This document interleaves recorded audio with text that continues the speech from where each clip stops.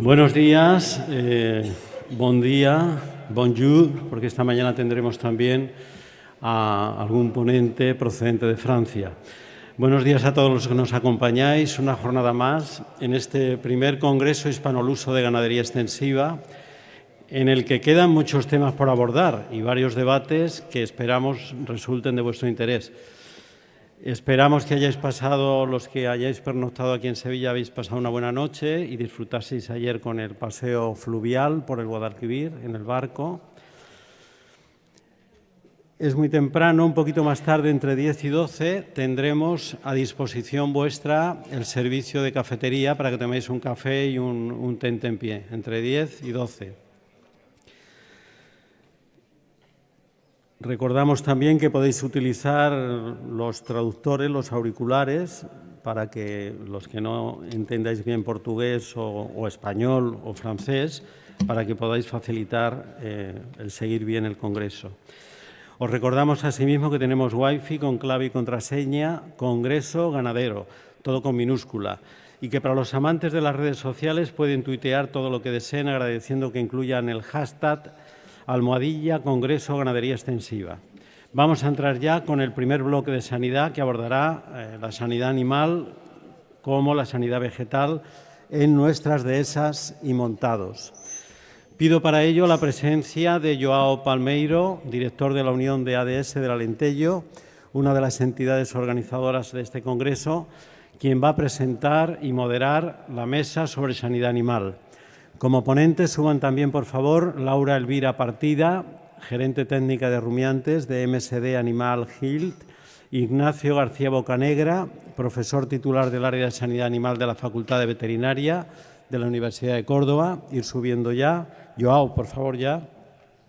Cristina Muñoz Madero, no sé si ha llegado, coordinadora del Plan Nacional frente a la resistencia de los antibióticos, y Alain Cantulub, secretario de la Federación Europea de Agrupaciones de Defensa Sanitaria, que está aquí ya con nosotros. Alain va a tener su intervención en francés, ahora Joao os lo explicará, y Joao en portugués me decía, así que bonjour, bon día, bienvenido, y adelante ya Joao con tu ponencia.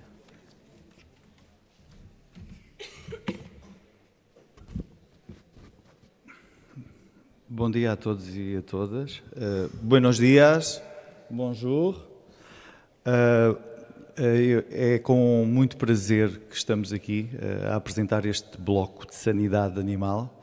Como sabem, a sanidade é uma das bases de qualquer exploração agrícola e também das explorações agrícolas do extensivo.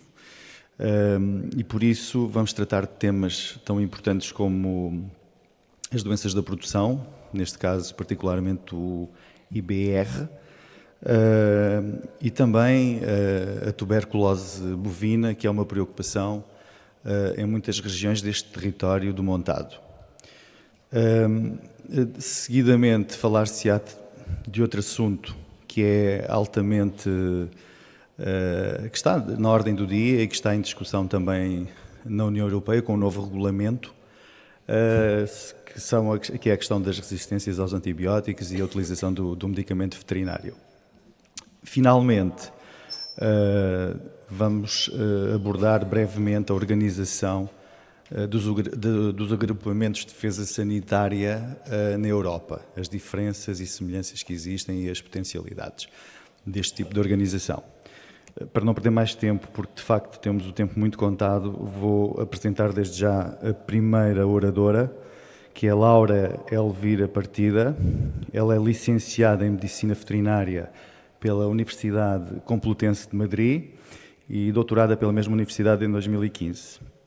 Pelo meio, efetuou diversos estudos de pós-graduação e um mestrado pela Universidade de Sevilha, além de ter trabalhado como veterinária de campo, ter feito vários ensaios clínicos e dado aulas práticas também na universidade. Atualmente é técnica especialista na unidade de ruminantes do laboratório MSD aqui em Espanha. Muito obrigado, Laura.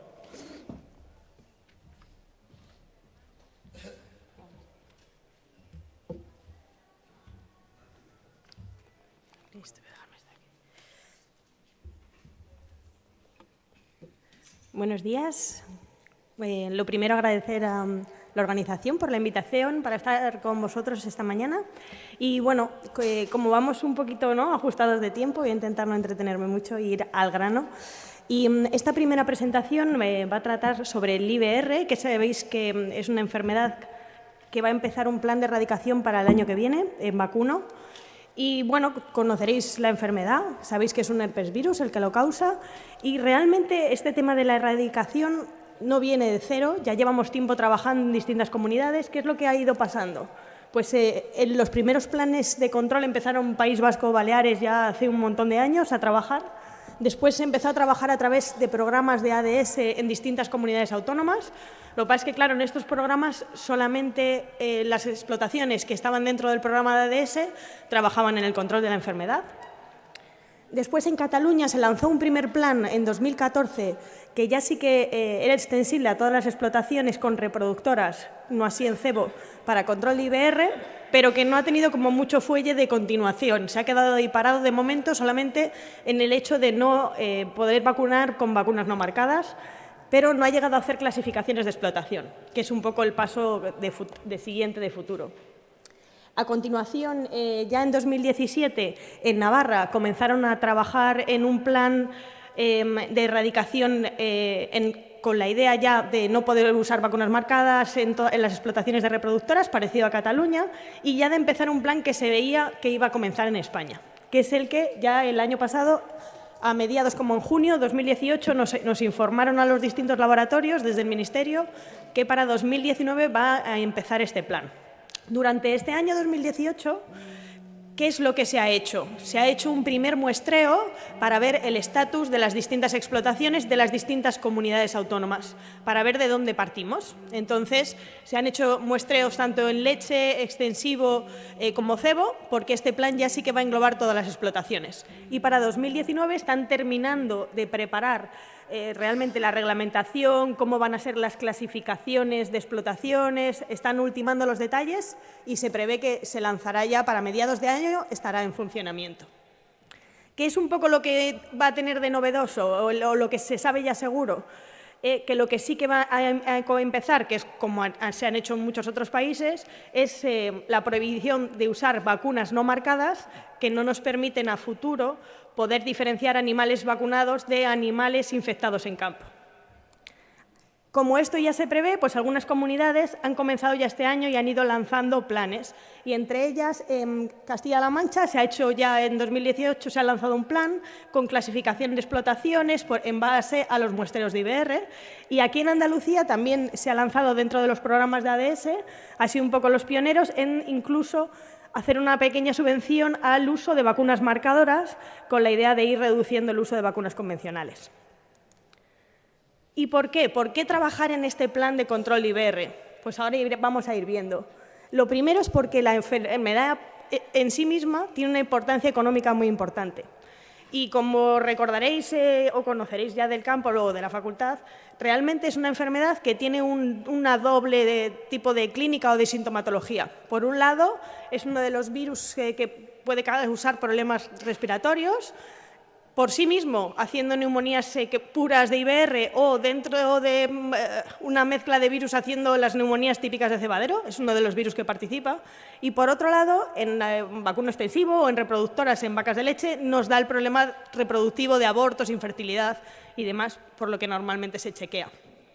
Y de hecho, en diferentes trabajos en los que se ha visto, en función de la seroprevalencia, el riesgo de abortos o de problemas de fertilidad, ¿qué es lo que vemos? Pues que cuando tenemos más prevalencia de IBR, aumenta proporcionalmente a 7 veces o 5 veces, claro, cuando la prevalencia es muy alta hay menos animales susceptibles. Por eso, cuando la prevalencia es altísima, aumenta 5 veces el riesgo de que los animales aborten o no queden gestantes.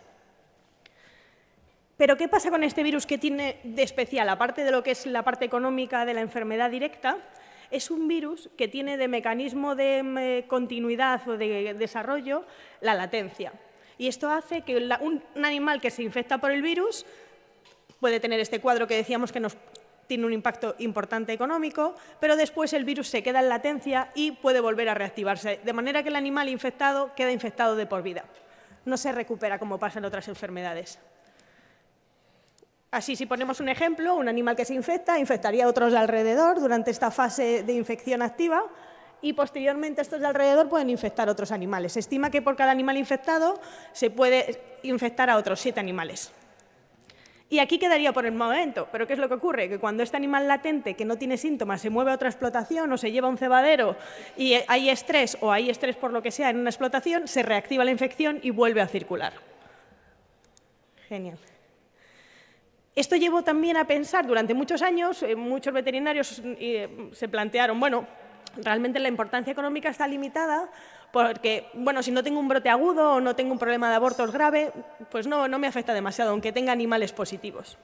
Y en los últimos años, desde 2014, se ha empezado a hacer trabajos para ver, claro, estos animales positivos, que aparentemente no tienen clínica, ¿tienen algún efecto subclínico? ¿Pasa algo o no?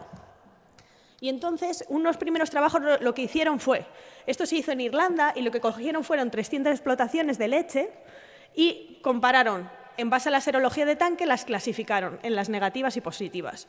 ¿Y qué es lo que vieron? Que realmente las explotaciones, si vemos, las claritas son las positivas y las oscurillas son las negativas. Las explotaciones negativas a IBR producen más leche los animales. Claro, también podría ser, y de hecho, por parto, 250 litros menos las explotaciones positivas a IBR.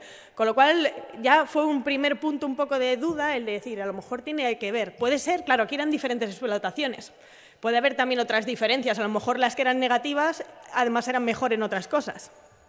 Pero en este primer estudio ya se vio que las explotaciones seronegativas tenían más producción y parecía que podía tener relación.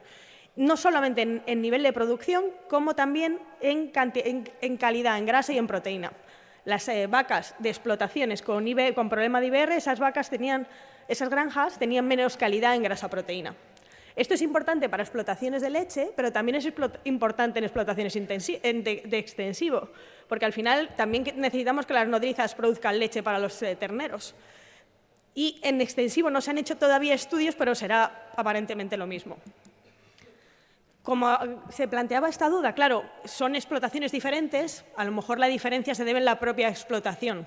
Se hizo un segundo trabajo, este se hizo en Inglaterra, en granjas también de leche, pero esto fue una explotación única, mismo manejo, misma alimentación, que en un momento del tiempo tuvo un brote de IBR. Y un año más tarde aprovecharon para muestrear las vacas, identificaron positivas, negativas, las clasificaron por número de lactación para que no hubiera interferencia y poder comparar unas con otras. ¿Y qué es lo que vieron? Pues que pasaba exactamente lo mismo.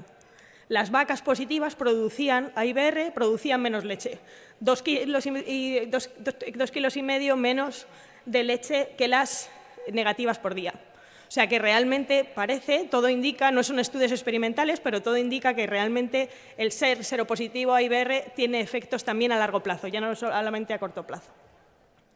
Y por último, os decía al principio, claro, es una enfermedad que está relacionada con el reproductivo, pero también con el respiratorio. Y entonces se planteó, claro, esto es a nivel de producción, que pasa en las subclínicas, pero ¿qué pasa luego con las terneras o con los terneros de las granjas?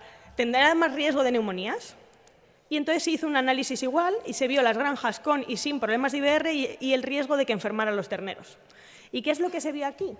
Pues que realmente se aumentaba el riesgo y las terneras de granjas con IBR circulante o IBR en latencia tenían entre 15 y 20 veces más riesgo de tener neumonía que las terneras de explotaciones que no había IBR en la explotación. O sea que todo indica que realmente hay un efecto a largo plazo. De manera que hasta ahora tenemos, por un lado, el efecto económico directo del brote, ya sea respiratorio o ya sea reproductivo, por otro lado, el efecto a largo plazo. Luego tenemos otro condicionante por el que trabajar en la erradicación, y es que tenemos un condicionante un poco a nivel de Europa, a nivel más quizá político, y es que ya hay varios países trabajando en erradicación, hay países ya erradicados, como Noruega, Dinamarca, y entonces esto un poco nos va obligando porque realmente el hecho de que otros países tengan erradicada la enfermedad hace que en un futuro pueda ser una barrera comercial. Y de hecho ya empieza a serlo. Empieza a serlo y de hecho para la gente de cebo empieza a ser un tema interesante porque de cara a la exportación, que es uno de los pilares importantes para el precio de luego los terneros de extensivo cuando se venden a los cebaderos y cuando luego ellos venden el producto, y Hay varios países de exportación que ya ponen requisitos de IBR en los certificados de exportación. Y tienen que ser animales negativos y que además se vacunen con vacunas marcadas para exportar. ¿Y esto qué es lo que está llevando a cabo? Que cada vez más la exportación, al final, el estatus sanitario sea un poco clave. Y nos contaba en una reunión hace poco tiempo un veterinario del Ministerio que ellos se dan cuenta que un poco la sanidad y el IBR es uno de los temas que más preguntan cuando intentan abrir nuevas vías de exportación, es un poco la marca de garantía marca España, que el hecho de trabajar en programas de erradicación a ellos les facilita mucho de cara a abrir nuevas posibilidades. Y esto es importante, muy importante para la gente de cebo y indirectamente para la gente para las explotaciones de extensivo, porque realmente el consumo interno de carne va bajando año tras año. Y, sin embargo, el precio de los terneros se va manteniendo, y esto es gracias a la exportación, que aunque sea un porcentaje pequeño, realmente nos permite mantener estos buenos precios en el mercado. Vale. Y, por último, ¿por qué erradicar el IBR? Porque realmente se puede erradicar, porque hay otras enfermedades que realmente no es factible. La mamitis en las granjas de leche o la diarrea neonatal en los terneros en extensivo. Son enfermedades que no las podemos eliminar porque los agentes que las causan forman parte un poco de la flora normal de los animales y no se pueden erradicar. Pero en el caso de IBR sí contamos con estrategias. Y desde la Unión Europea hay dos posibles estrategias. Una que consiste directamente en no vacunar para poder diferenciar infectados si no vacunas, los positivos son todos infectados. Y esos positivos eliminar, como si fuera un programa de erradicación de tuberculosis. ¿Cuál es el problema? Claro, eso solo lo puedes hacer si tienes una prevalencia muy pequeña y va a haber muy poquitos positivos, si no es una locura. Eso solo lo pueden hacer países que ya están al final del programa de erradicación. La opción 2, en caso de esta enfermedad, tenemos la suerte de que existen vacunas marcadas que nos permiten diferenciar un animal vacunado de un animal infectado de campo. De manera que en países como el nuestro, que la prevalencia todavía es alta, la estrategia más factible es trabajar con vacunas marcadoras. ¿En qué consisten estas vacunas marcadas? Bueno, pues las ha habido para diferentes enfermedades. En vacuno realmente tenemos solamente para IBR, vacuna marcada, y simplemente es una vacuna que tiene una delección de una proteína y que nos permite, mediante ELISAs, poder diferenciar. Esta delección, que todas las vacunas marcadas tenemos esa misma delección para poder utilizar en plan de erradicación, tiene además una ventaja añadida, y es que la proteína que quitamos para hacer el virus de la vacuna es la que necesita el virus para reactivarse de la latencia, con lo cual le aporta un plus de seguridad. Y así, cuando vacunamos con esta vacuna, ¿qué pasa luego realmente en el animal? Pues que el animal está protegido, tiene anticuerpos neutralizantes que protegen frente al virus, pero no tiene esta GE que sí tendría un animal de virus de campo. Y esto nos permite luego, cuando lo utilizamos o aplicamos ELISAs diferentes, el ELISA de GB, que es el que haría totales, sería positivo siempre con la vacuna o con virus de campo cuando ha habido infección, o con una vacuna convencional, pero cuando aplicamos una vacuna marcada, el ELISA de GE en la vacuna marcada va a ser negativo, de manera que nos va a permitir diferenciar un animal vacunado de un animal infectado de un animal libre. Entonces, ¿realmente vacunamos? Yo creo que realmente, ¿cómo podemos decidirlo a nivel de las explotaciones? Normalmente, la decisión la tomamos muchas veces en base a muestreos de animales, de tanque. Pero ¿cuál es el problema aquí? Que, claro, vamos un poco por detrás de la enfermedad, porque cuando vacunamos en base a un positivo, la enfermedad ya nos ha entrado en el rebaño, no estamos vacunando en prevención. De manera que un poco la forma de adelantarnos es vacunar evaluando el riesgo, qué prevalencia hay en la región, qué bioseguridad tiene la explotación y qué riesgo, y en base a eso decidir la vacunación. Eso sería un poco lo ideal.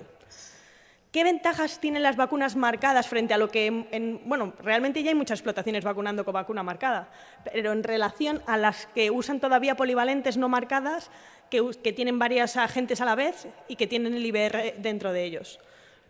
Por un lado, la protección es más eficaz y, de hecho, una de las diferencias es que, además de reducir los signos clínicos, reducen la excreción de virus, con lo cual reducen el riesgo de nuevas infecciones en los animales.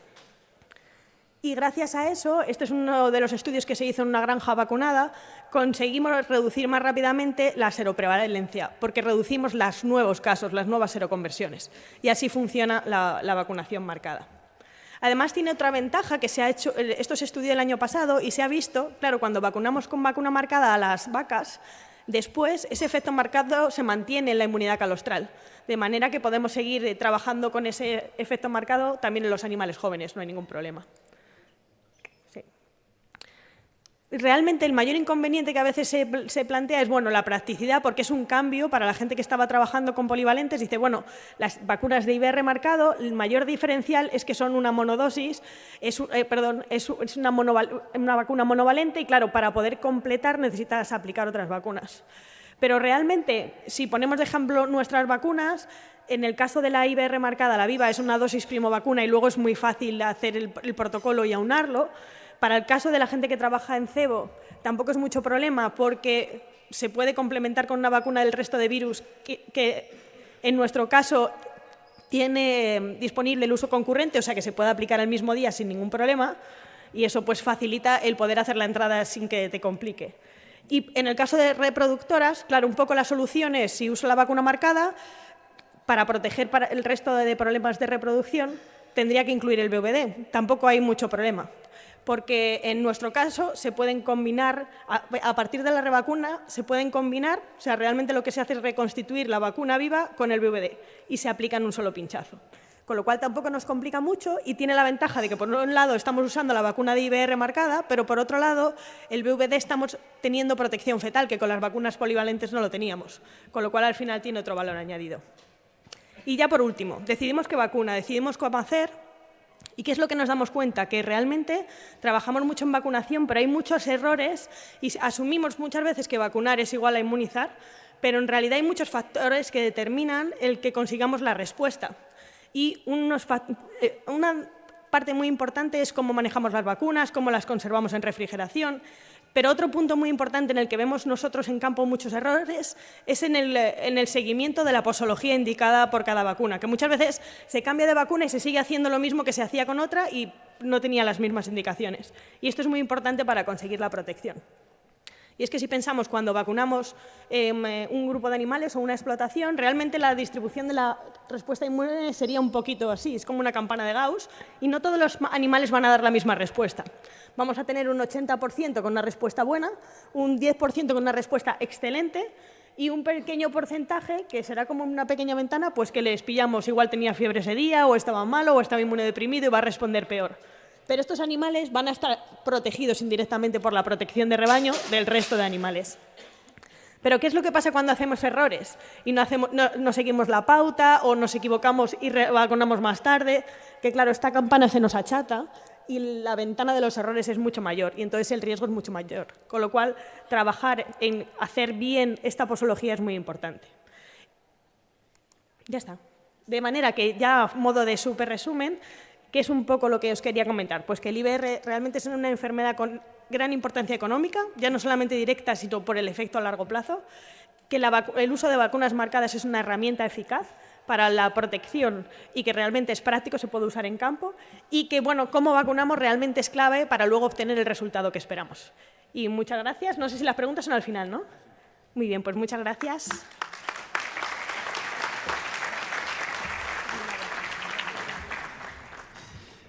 Muchas gracias, doctora Laura Partida. Vamos a intentar hacer una otra pregunta al final de las ponencias, pero ahora vamos a pasar ya al otro tema, que es sobre tuberculosis bovina, y voy a llamar bueno, estoy hablando en español, no era supuesto, entonces me cambio al português.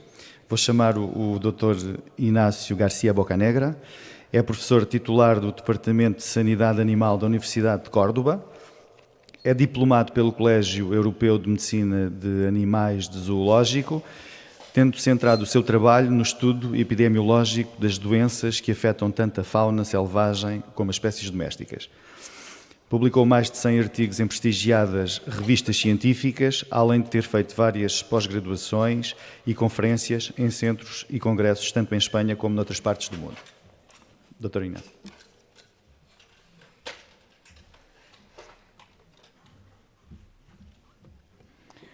Bien, buenos días a todos. En primer lugar, como no puede ser de otra manera, pues me gustaría agradecer a a la organización la oportunidad de venir a presentar algunos de los resultados de diferentes grupos de investigación relacionados con el avance en tuberculosis en la ganadería extensiva y fauna cinegética.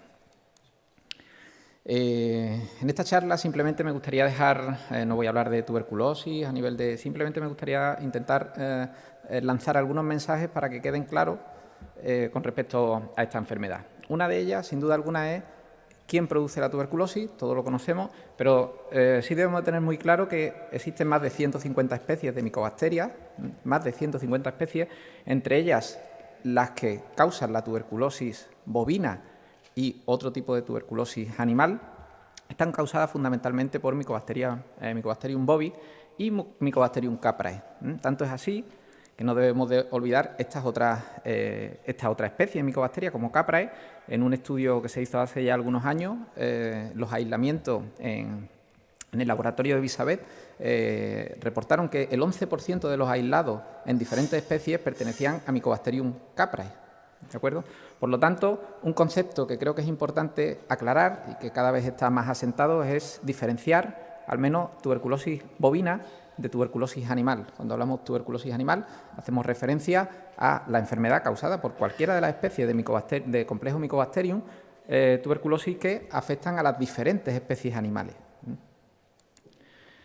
Otro de los conceptos que es importante es tener muy claro que el principal implicado en el mantenimiento de la enfermedad es la propia especie bovina, el propio ganado bovino. Esto está más que contrastado, ya se hicieron hace algunos años y se ha vuelto a repetir recientemente una serie de estudios aquí a nivel nacional donde se identificaron las causas asociadas a los brotes en el ganado bovino, en las propias explotaciones, y inicialmente, durante el periodo 2009-2011, se comprobó que sin duda alguna la principal causa eran las infecciones residuales, seguidas o en parte también asociada muy directamente también a las entradas de animales. En esta tabla se puede ver que la fauna silvestre, sin duda alguna, jugó un papel muy importante.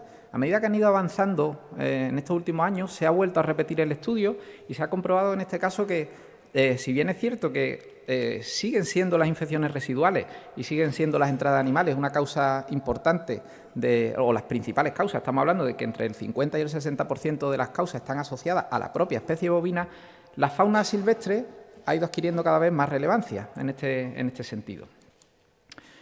Este gráfico seguro que todos lo conocéis. Sí que creo que es interesante ver cómo, gracias a los esfuerzos que se están haciendo por parte de administración, por parte de ganaderos, por parte de compañeros veterinarios, etcétera, etcétera, se le ha dado un giro de tuerca al programa de erradicación y esto ha hecho que, si bien inicialmente se incrementara la prevalencia de tuberculosis, en los últimos años, en el año 2017, y cabe esperar también que en el año 2018, la prevalencia de tuberculosis pues, ha bajado bastante en España.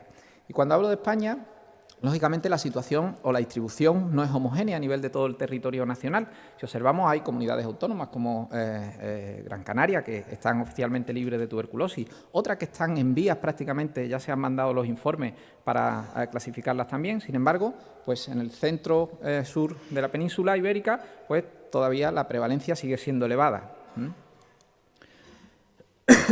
Por lo tanto, definido este concepto, sí que debemos dejar también muy claro que la enfermedad, la tuberculosis, es una enfermedad multihospedador, en la cual diferentes actores están implicados en el mantenimiento de esta enfermedad. Por supuesto, hablamos de la propia especie bovina. Sabemos también que es una zoonosis, además es también una antropozoonosis, es decir, puede transmitirse de las personas a los animales, como se ha demostrado también en algunos estudios, pero existe también un ciclo doméstico en el que algunas especies domésticas pueden jugar también un papel puntualmente como reservorio de esta enfermedad. Existe también un ciclo silvestre en el que diferentes especies silvestres pueden actuar y además en el medio la micobacteria en condiciones ambientales tiene una buena capacidad de sobrevivir o de persistir en condiciones adecuadas. Fundamentalmente en el agua, en el barro, pues se ha demostrado que las micobacterias pueden persistir durante bastante tiempo. En conjunto, lo que vemos es una enfermedad de una epidemiología muy compleja y esto precisamente complica la buena consecución del programa de erradicación. Lo que está claro es que hay que definir, dependiendo de la situación epidemiológica, qué especies o grupos de especies pueden realmente estar actuando como verdaderos reservorios de esta enfermedad y qué otras especies pueden actuar como hospedadores accidentales. En este caso, con respecto al ciclo doméstico, comentar que el caprino, que es una especie muy sensible a la enfermedad, además la infección en esta especie produce una forma de lesiones muy diseminativas, muy exudativas, lo cual hace que elimine gran cantidad de micobacterias, que Mycobacterium caprae, la micobacteria más propia del caprino, se ha detectado, como ya hemos visto, en otras muchas especies.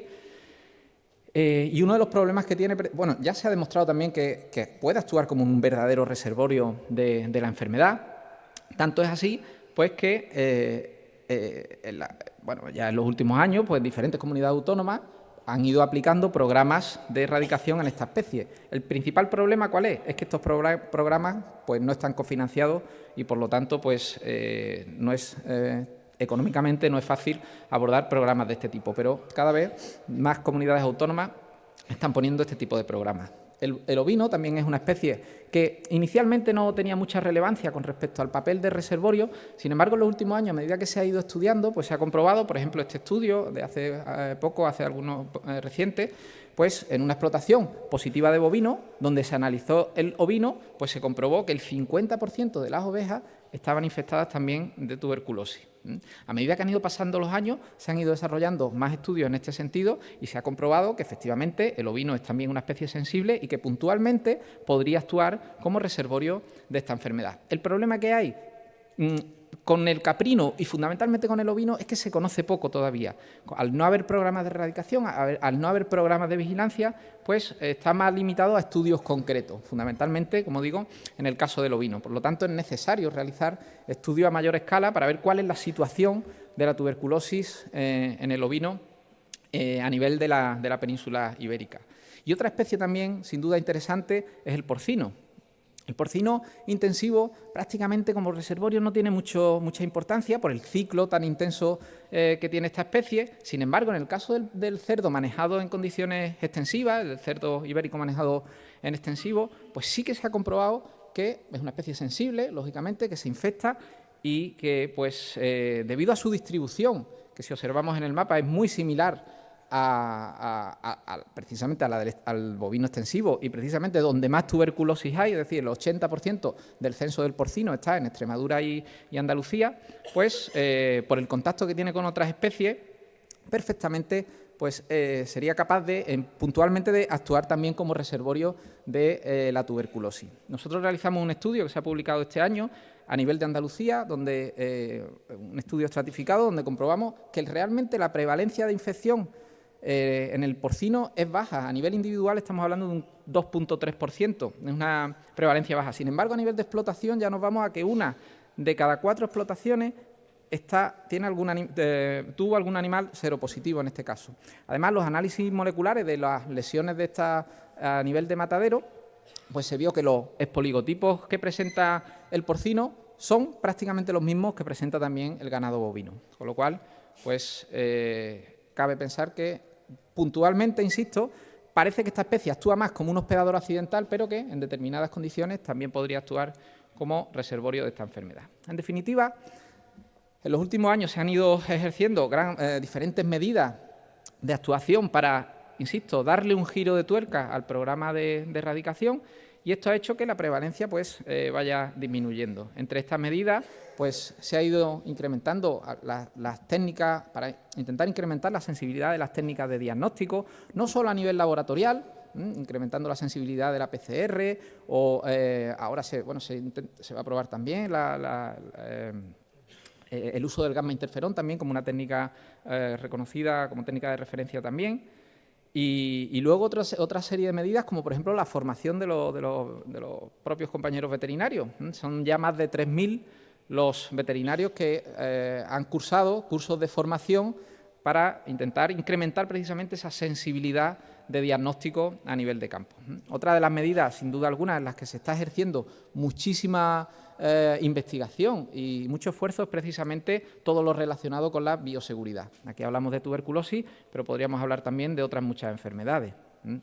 Medidas dirigidas, en definitiva, a evitar el contacto o la segregación entre el ganado doméstico, el bovino, y estas especies silvestres que ahora veremos. Otras medidas que están también en fase de investigación y de desarrollo, por supuesto, la vacunación está actualmente prohibida, sin embargo, en algunos países como Reino Unido sí que se está intentando pues, avanzar en este sentido y, bueno, se están desarrollando vacunas marcadas o están en fase de experimental, vacunas delestadas para intentar diferenciar animales infectados de animales vacunados. Sin embargo, esta sí puede ser una herramienta interesante en otras especies domésticas que, como hemos visto, también podrían estar actuando y donde ya diferentes estudios, además la mayoría de ellos realizados aquí en España, se ha comprobado que la vacunación pues, es efectiva en estas especies. Y finalmente, otro de los puntos importantes de cara al control de la enfermedad, sin duda alguna, es el de las especies silvestres. En la última década el número de investigaciones relacionadas con esta problemática, con el papel de estas especies, se ha incrementado exponencialmente. Y tanto es así que la Administración, precisamente, en los últimos 5 o 10 años, la normativa que ha ido sacando relacionada con el control de la fauna silvestre hacia esta enfermedad, pues ha sido igualmente o ha sufrido un incremento exponencial también en los últimos años. Lógicamente, el incremento de las poblaciones de ungulados silvestres que se ha producido como consecuencia del interés cinegético, del abandono parcial también de algunas zonas rurales, etcétera, etcétera, ha hecho que las especies silvestres en muchos sitios del centro-sur de España pues se manejen prácticamente como si fuera ganado extensivo, con alimentación suplementaria, con vallados de los acotados, con controles de reproducción, etcétera, etcétera. Por lo tanto, aparte de incrementar las densidades, lo que está claro es que esto implica un riesgo, un incremento a nivel de transmisión de enfermedades, no solo de enfermedades, sino también de otros factores, otros efectos también que tienen o que vienen asociados a este incremento de las poblaciones de ungulados silvestres. Los estudios que hemos realizado en el Departamento de Sanidad de la Universidad de Córdoba hace ya algunos años, y además lo venimos más o menos observando la misma situación, a nivel de prevalencia de especies silvestres, de tuberculosis en especies silvestres, sin duda alguna lo que marcan es que el jabalí, como ya es sabido por todos, es sin duda alguna el principal reservorio silvestre de esta enfermedad. Como pueden observar en el gráfico, estamos hablando de prevalencia que por lo general, insisto, en la zona de centro-sur de España están por encima del 50%. Prevalencia muy elevada. Y algo muy similar a lo que observamos en el porcino pasa también con el jabalí, y es que los expoligotipos más frecuentes en el jabalí son también los expoligotipos más frecuentes en el ganado bovino. Por lo tanto, y para ir terminando un poco, simplemente comentar cuáles son las principales medidas, qué es lo que se puede hacer con respecto al control de la enfermedad en fauna silvestre. Hay opciones, claro que las hay, el problema es integrar y saber cuál emplear en cada situación.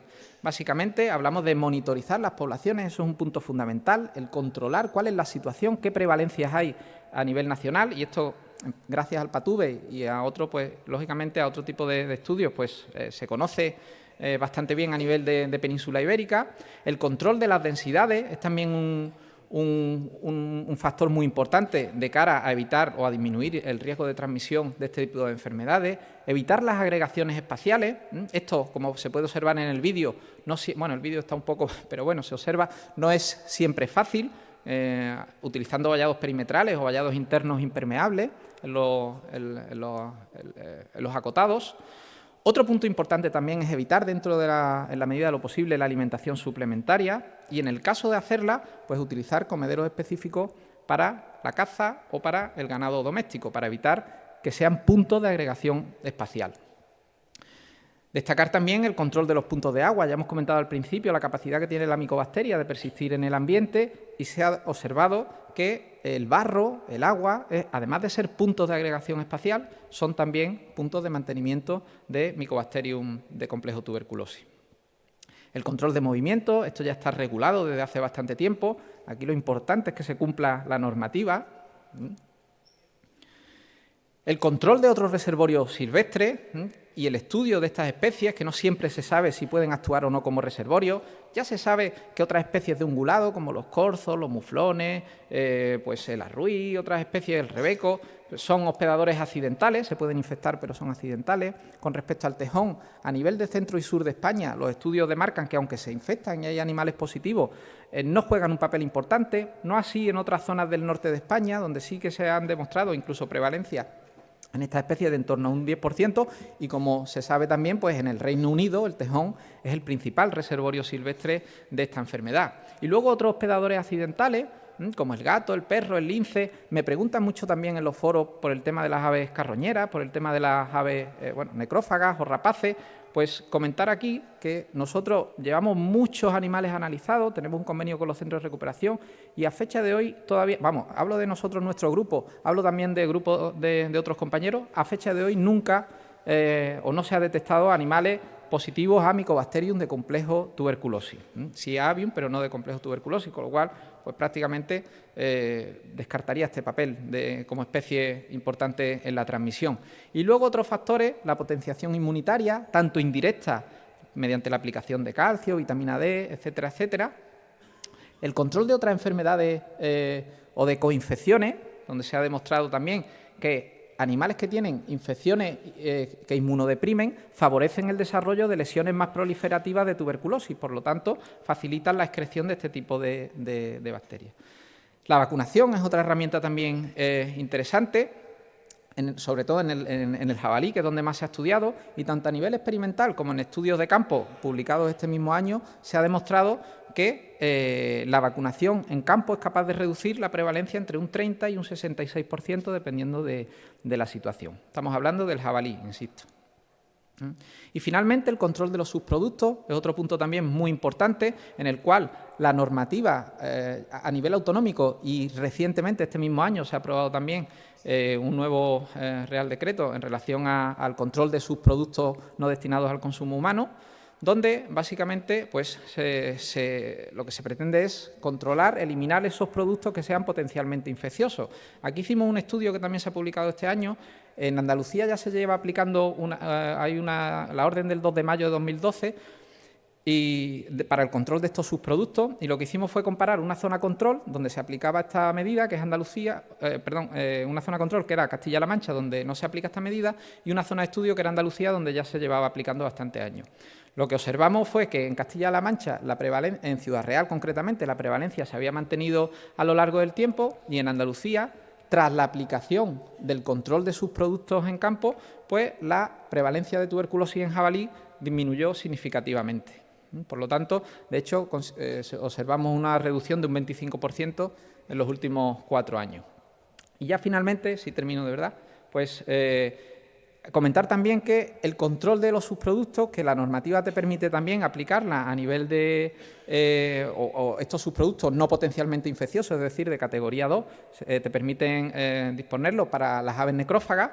Hicimos un estudio también el año pasado, hace un par de años, y el año pasado, en un par de muladares, de puntos de alimentación para necrófagas, y aquí básicamente lo que vimos que efectivamente poniendo muladares diseñados tal y como viene en la normativa, es cierto que la mayoría de las especies, mediante fototrampeo, detectamos que son necrófagas fundamentalmente, pero también detectamos algunas especies de mamíferos. En este estudio lo que vimos es que el jabalí no entran en este tipo de muladares, en este tipo de cercados, pero otras especies oportunistas, como zorros, linces, etcétera, pues sí que son capaces de entrar en estos muladares. Por lo tanto, como conclusión, a pesar de que son efectivas para cortar la transmisión con respecto al jabalí, en el caso ya no hablo de tuberculosis, hablo de otras enfermedades también, sin duda alguna, pues es necesario darle una vuelta y, por ejemplo, este tipo de muladares, colocar pues viseras hacia el exterior o pastores eléctricos para evitar también la entrada de este tipo de depredadores oportunistas.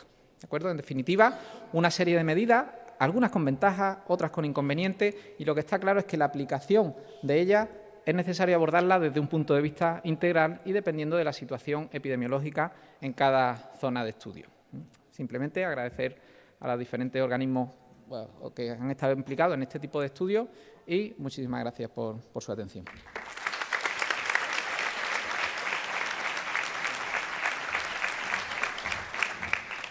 Obrigado, Dr. Inácio. Avançamos então para a próxima palestra, que tem que ver com o tema da redução de antibióticos na pecuária extensiva. Como já tinha dito, é um tema muito importante para os produtores pecuários, para os médicos veterinários e também para as pessoas em geral, porque de facto também diz respeito à saúde pública. Ora bem, a oradora é a doutora Cristina Munhoz Madero, que é licenciada em veterinária pela Universidade Complutense de Madrid. Trabalhou em clínica de animais de companhia e em 1990 entrou para a Agência Espanhola do Medicamento e Produtos Sanitários. Atualmente é chefe de Serviço de Eficácia e Procedimentos Centralizados e coordenadora do Plano Nacional frente à resistência aos antibióticos. Representa a Espanha no Comitê Europeu de Avaliação dos Medicamentos Veterinários e é, desde janeiro de 2017, presidente do Grupo de Trabalho de Eficácia da Agência Europeia do Medicamento, onde já tinha trabalhado em 2008 e 2009. Doutora Cristina.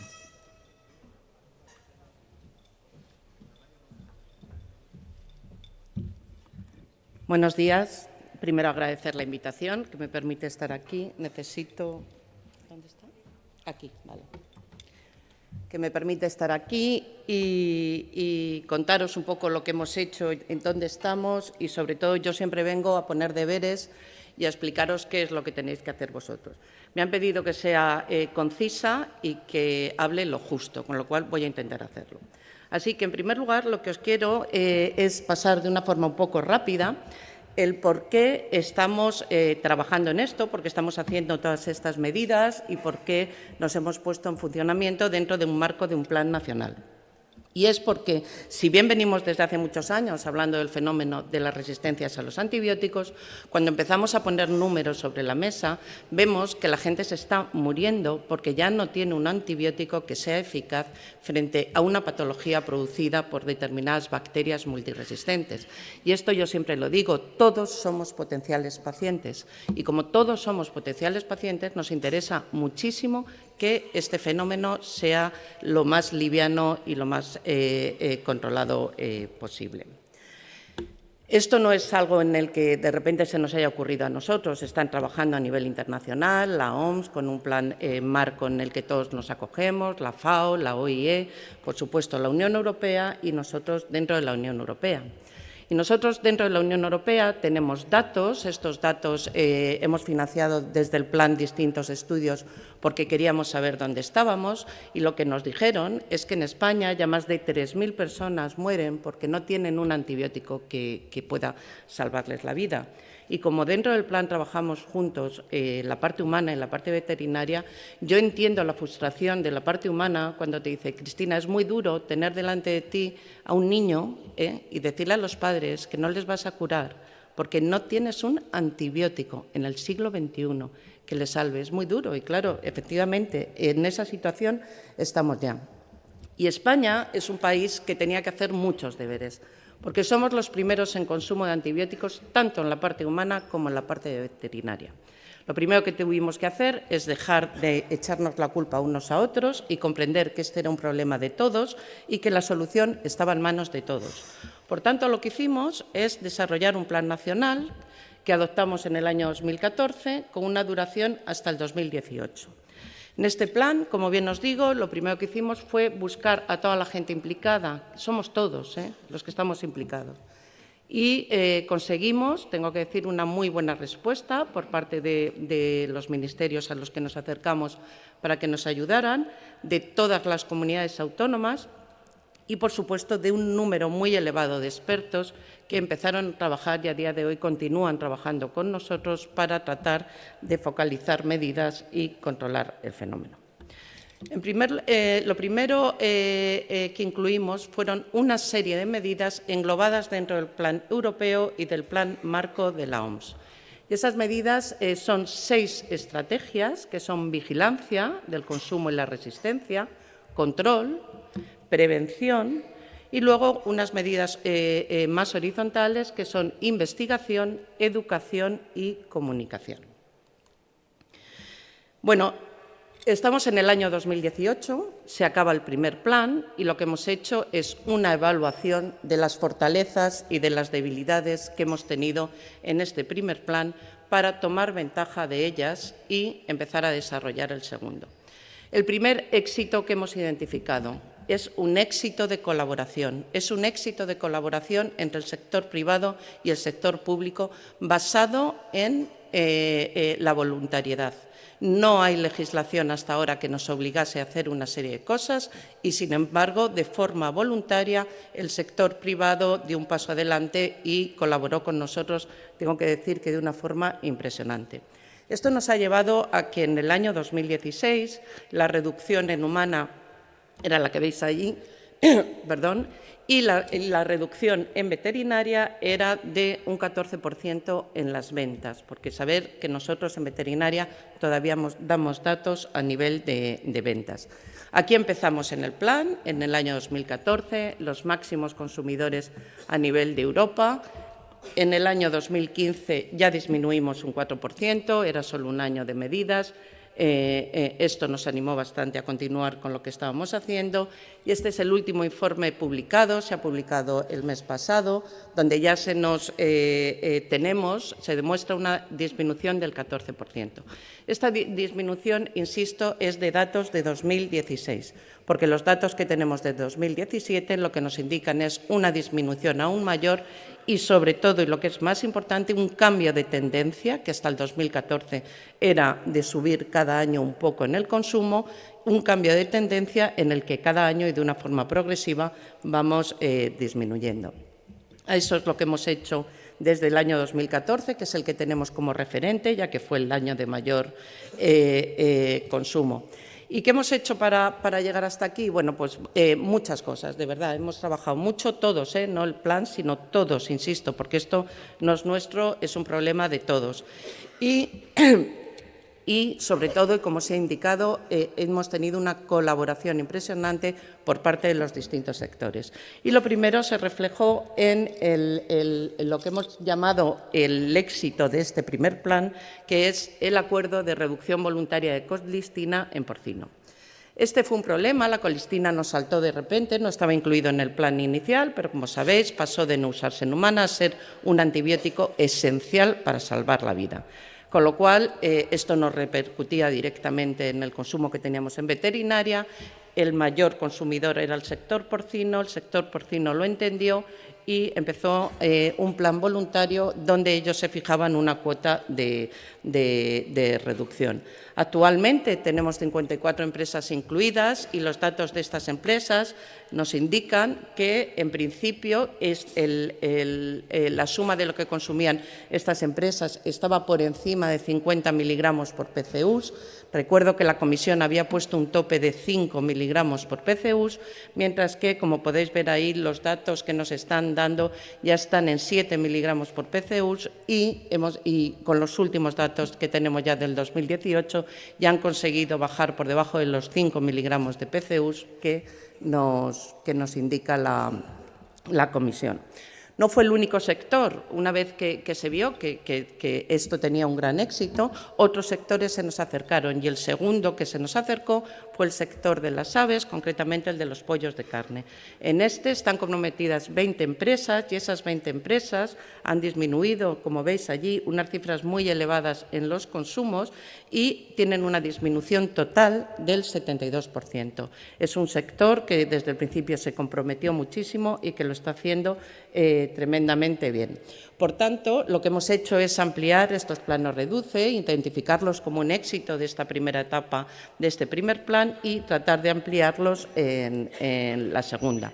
También hemos trabajado mucho en otras cosas, hemos trabajado mucho en educación, hemos dado cursos de formación en uso prudente de antibióticos, que no es igual que uso legal de antibióticos, porque muchas veces tú estás usando el antibiótico de forma legal, tal como te indica la ficha técnica, y sin embargo no es un uso prudente.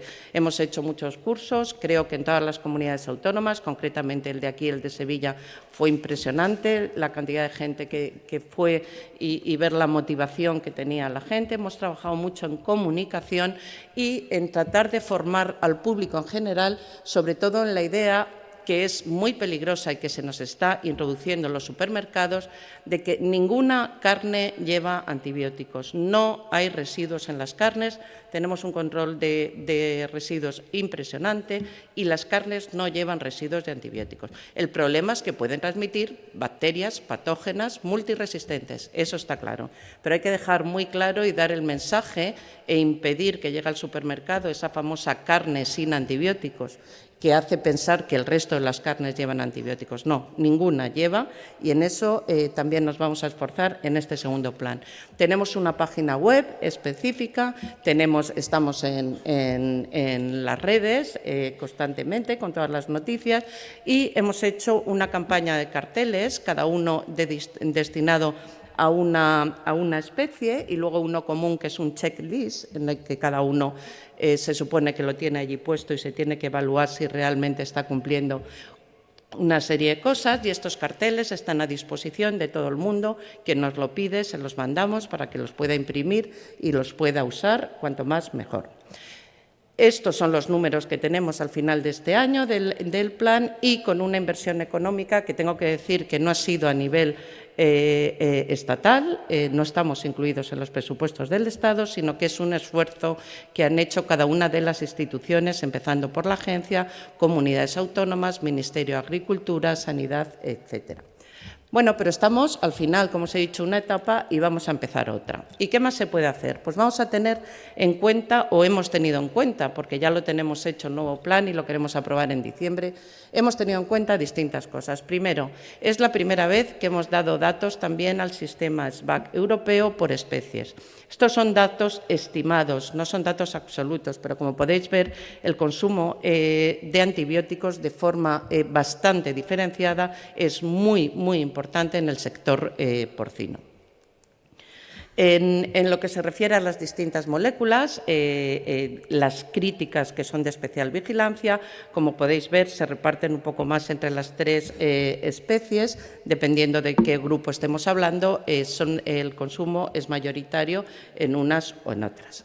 Tenemos que tener en cuenta también que tenemos una categorización de antibióticos en veterinaria, con un grupo 3 que no se puede usar, un grupo 1 que es de si tenemos que usar alguno de este grupo de preferencia, y una categoría 2 que solo se puede usar bajo determinadas condiciones. Esto hasta ahora ha sido una recomendación. Tengo que deciros que estas categorías las estamos revisando y las vamos a publicar el mes que viene para consulta, y ahora van a ser 4 grupos porque vamos a incluir todos los antibióticos, no solo los críticos para humana, que son los que se incluyeron en esta.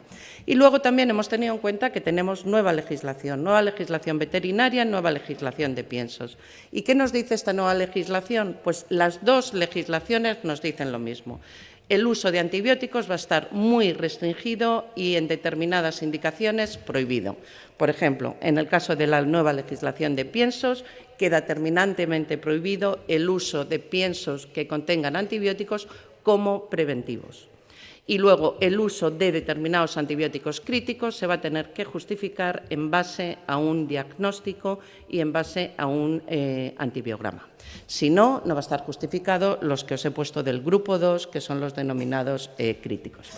Y también tenemos en cuenta que el 1 de enero entra en vigor el nuevo Real Decreto de declaración de prescripción de antibióticos que tienen que realizar todos los veterinarios que trabajen en la práctica de campo y que hagan prescripciones.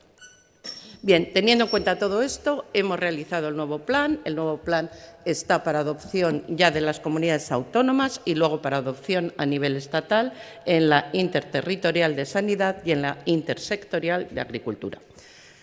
¿Qué es lo que nos hemos fijado en este nuevo plan? Pues en este nuevo plan nos hemos fijado 2 pilares: reducir el uso de antibióticos y reducir la necesidad de usar antibióticos, con unos objetivos cuantitativos establecidos, que es los que veis ahí. No son, en principio, parecen unos objetivos un poco optimistas, pero yo estoy convencida que los podemos alcanzar en el periodo que va a durar este plan, que es del año 2019 al año 2021. De hecho, en algunas de estas moléculas, como la colistina, este objetivo ya está prácticamente conseguido. Entonces, ¿qué es lo que vamos a hacer? Pues vamos a mejorar las herramientas de vigilancia de consumo con la entrada al vigor del nuevo plan y vamos a mejorar la vigilancia de las resistencias, desarrollando vigilancia no solo en las zoonósicas, que es una vigilancia que llevamos desarrollando desde hace muchos años en un marco de una decisión europea, sino desarrollando también una nueva vigilancia de patógenos clínicos específicos de veterinaria. Vamos a trabajar en el control, vamos a seguir trabajando con los planes REDUCE, ahora os diré un poco más, y luego vamos a trabajar también en facilitar herramientas de diagnóstico, puesto que una vez que entre en vigor la nueva legislación, esto va a tener carácter obligatorio y lo que queremos es minimizar lo máximo posible el impacto que esta legislación pueda tener una vez que esté allí. Como os digo, vamos a seguir trabajando en los planes REDUCE. Ya hemos firmado 2 planes más, lo hemos firmado con el sector también cunícola, lo han firmado los veterinarios y ya se han puesto en marcha, y también con el sector de vacuno de carne. Estos son los que están más adelantados. Luego, en porcino, como bien os he dicho, ha sido un éxito la colistina, pero creo, y los datos por especies nos dan la razón, que tenemos que dar un dato más junto con el sector y proponernos una reducción cuantitativa de todo el consumo de antibióticos en porcino. Y además vamos a ir cada especie por especie hasta tener un acuerdo con todos. Vacuno lechero, ya lo hemos empezado, ovino y caprino, ya hemos tenido las primeras reuniones, luego también con aves de puesta, pavos y, por último, animales de compañía, para que cuando lleguemos a 2021 todos los sectores estemos implicados en este plan.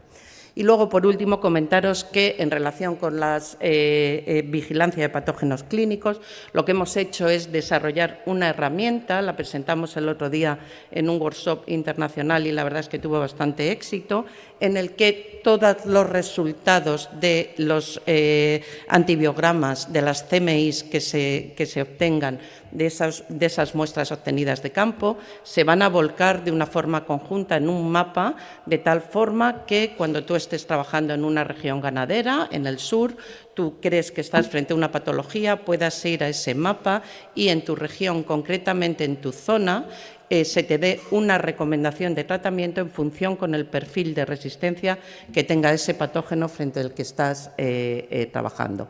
Para ello, lo que hemos hecho es desarrollar un sistema que facilite la toma de muestras y el diagnóstico. Lo que hemos hecho es ligarlo a REGA, de tal manera que en cada uno de esos lo que se le va a dar es la determinación primero del diagnóstico, determinación de patógeno, luego lo que vamos a hacer es determinar las CMIs, este sistema ya está en marcha, las CMIs, y en función de eso se va a desarrollar un informe concreto donde al final se van a dar unas recomendaciones específicas de tratamiento en función de las CMIs de ese patógeno. Este informe estamos negociando en el seno del Grupo Coordinador de las Comunidades que tenga una validez entre 4 y 6 meses para poder justificar el uso de un antibiótico crítico si es el caso que, como este ejemplo que os he puesto, solo sale ese patógeno que es sensible a antibióticos del grupo 2 y críticos.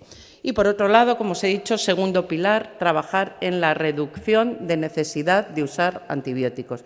Vamos a trabajar en la bioseguridad, vamos a mejorar las prácticas, las buenas prácticas de granja, pero no solo vamos a ir a la granja, vamos también a ir a los transportistas, al transporte, los camiones que entran y salen de las granjas. Y vamos a crear cursos de formación específicos para ganaderos, para gente que trabaje con los animales, etcétera. Por tanto, a mí siempre me gusta concluir que esto es un reto, tenemos un reto, este reto nos lo va a poner aún más difícil la nueva legislación, no lo dudéis, pero yo creo que siempre detrás de cada reto, si este reto es bien entendido, hay una oportunidad. Por lo tanto, ese es el espíritu en el que vamos a seguir trabajando y en el que ya os digo que os vamos a involucrar lo máximo posible a partir de que adoptemos este nuevo plan, como hemos venido haciendo hasta ahora. Muchas gracias.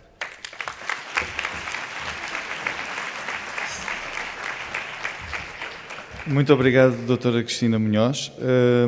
Vamos então passar à última palestra deste bloco. que diz respeito aos modelos de gestão de sanidade animal na União Europeia. Vou chamar o Sr. Alain Cantalube, que é o secretário-geral da FESASE. A FESASE é a Federação Europeia dos Agrupamentos de Defesa Sanitária e representa mais de 70% das explorações pecuárias da União Europeia. Tem uma ampla experiência em temas de sanidade animal e economia agrícola e representa a FESASE nos órgãos consultivos da União Europeia e participa ativamente nos trabalhos relativos às políticas e à regulamentação da sanidade animal na Europa, assim como em instituições internacionais como a Organização Internacional da Saúde Animal, a OIE, e a FAO. É licenciado pelo Instituto de Estudos Políticos de Paris e possui um mestrado em Economia Política pela Universidade de Paris-Dauphiné. Alain, merci.